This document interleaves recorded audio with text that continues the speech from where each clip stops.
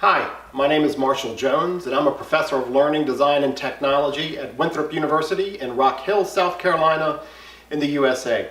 I'm delighted to be with you today in Kolkata.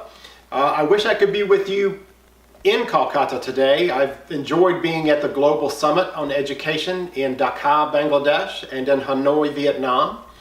But I do appreciate the opportunity to speak to you today virtually. I am at WINTHROP University, and I would remind you that WINTHROP University is a partner of the GEIST Foundation, and as a partner we offer very attractive scholarship opportunities for students looking to study in the USA.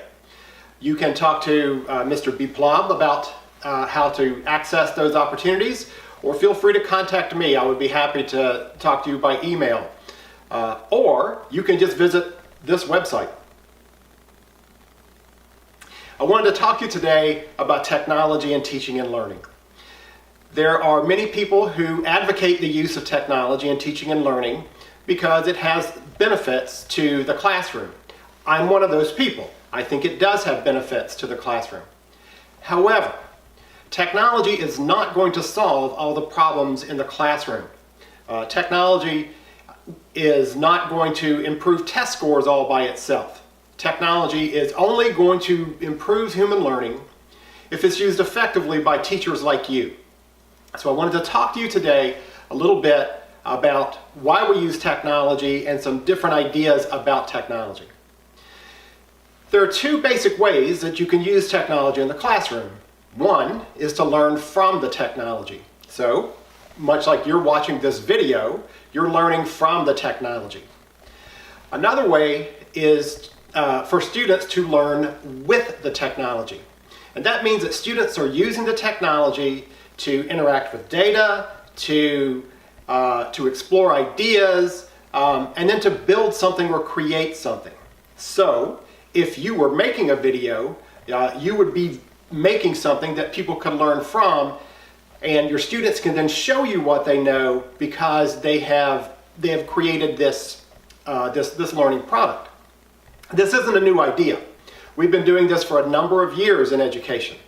When students make posters, they're building with technology, although that technology is paper.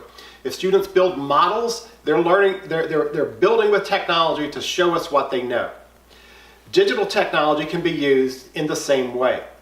Now, what I want to do is to talk to you about two specific types of technology that you might choose to use both for your students to learn from and for your students to learn with. One of those things is video. It is very possible for you to create your own video today. We all have video cameras in our pockets with our cell phones, and we can capture video and we can edit video and we can build things for students to learn from. But then our students can also build things to show us what they know. So students can be given a problem, and then they can decide how to solve that problem and then create a video that demonstrates how they solve that problem. I'm going to have some specific ideas on how to use video later in this video, and going to show you how you can learn some video editing skills as well. If you are a Windows user, your computer comes installed with a piece of software called the Windows Video app. More on that later. If you have a Macintosh computer, your computer comes installed with iMovie. Both of these are powerful but simple to use video editors that you can use to create professional looking materials. I'm actually using iMovie to edit this video and to add captions to the video. The other is audio. You may have heard of podcasting. Podcasting are audio files on the internet, and people learn all kinds of things by listening to podcasts. Podcasts are actually very easy to make. There's a free piece of software called Audacity, more on that later in the video, that can be used for students to create audio projects as well. So these are two free pieces of technology. Let's take a little more in-depth look at how they work.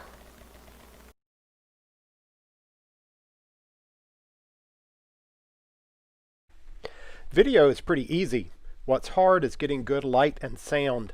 Whenever possible, it's best to use natural light, such as shooting outside or shooting near some large windows to let the natural light in.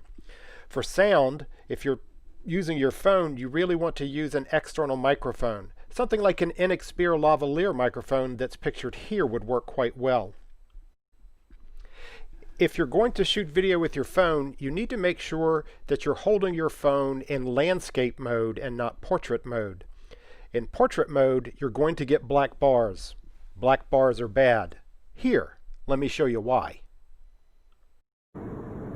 So this is the camera in vertical orientation. So you can see the black bars on either side over here. Black bars are bad. We should not be seeing black bars. This is the interface for the Windows Video app. On the left side, you have the project library. That's where your video clips will go. On the right side, you've got a monitor. That's where you can see what you're working on. And at the bottom, you've got the timeline. That's where you drag all of your videos, still pictures, and other items for your video. The interface for Apple's iMovie works much the same way. Let's take a look. You can see that on the left side of the screen, we've got clips of video. On the bottom of the screen, we've got the timeline. By dragging the clips of video from the project library to the timeline, we can create the video. In the right side of the screen is where you can see your editing, so you can see what you're doing to know how your video is going.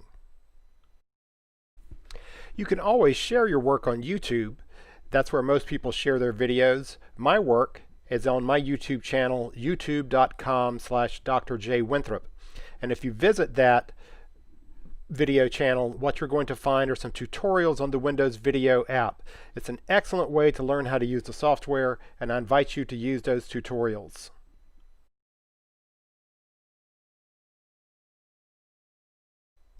Audacity is free audio recording software.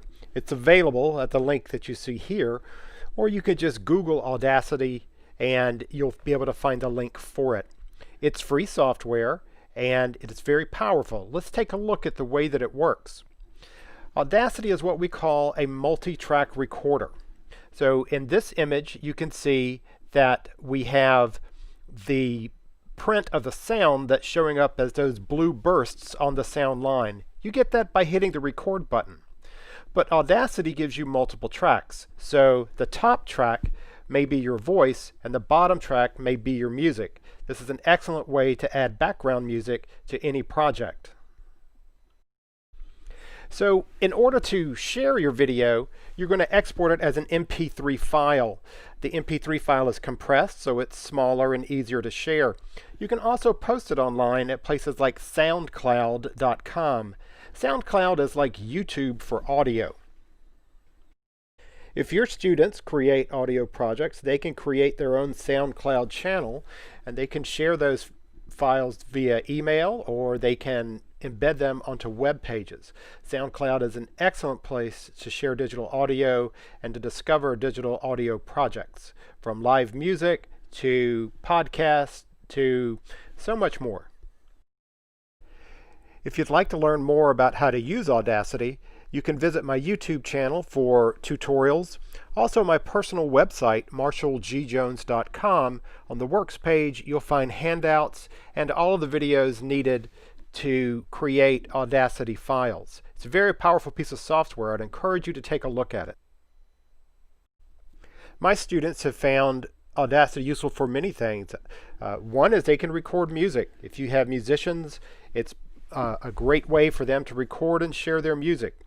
Or your students can create podcasts. They can practice their language skills.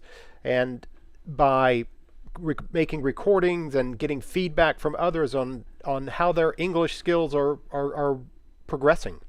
I use it to provide feedback to my students. I'll create feedback for them in audio files and then share that with them to give them more extensive feedback than I could in writing.